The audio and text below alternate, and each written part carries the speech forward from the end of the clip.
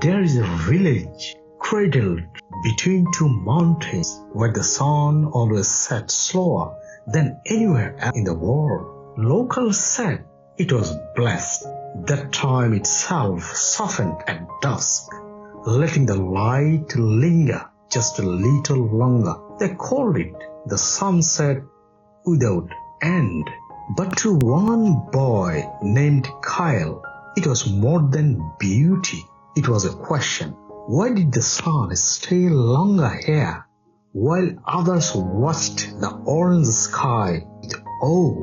Kael watched with wonder, and every evening he climbed the same hill, sat on the same stone and waited, not for the sunset to end, but for an answer to begin.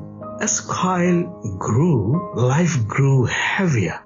His father fell ill, crops failed, his village was worn down by the slow burn of hardship. Still, every evening, Kael climbed that hill. He watched as golden light spilled over fields and rooftops, making even the broken things glow. No one understood why he did it. They said, "What good is watching the sky when the world is falling apart?" But Kael believed the sunset was trying to teach him something. One evening, as he sat watching the horizon, the sky began to change, not with colors, but with a sound. A hush fell over the wind, and for a moment it felt like time had stopped.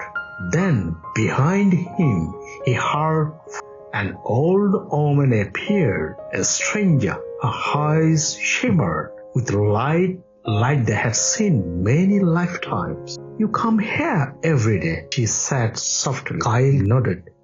He hesitated, then replied, "Because I think the sunset is trying to tell me something.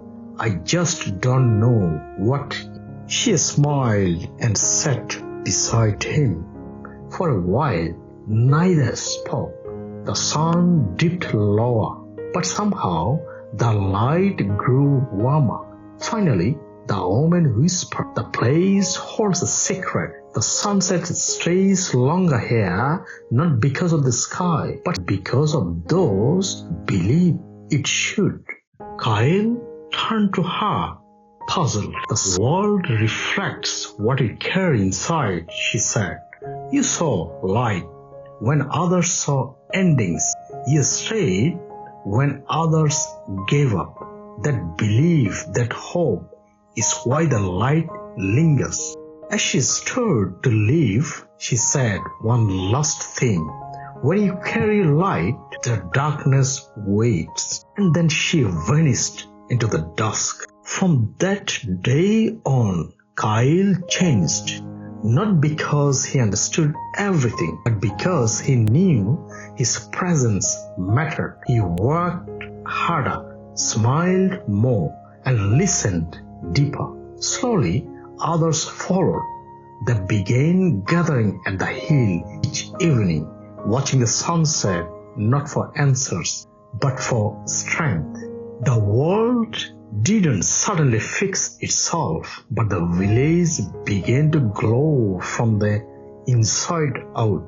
And every evening, as the sun poured its endless farewell across the sky, the people knew the sunset without end was not in the sky, it was in them.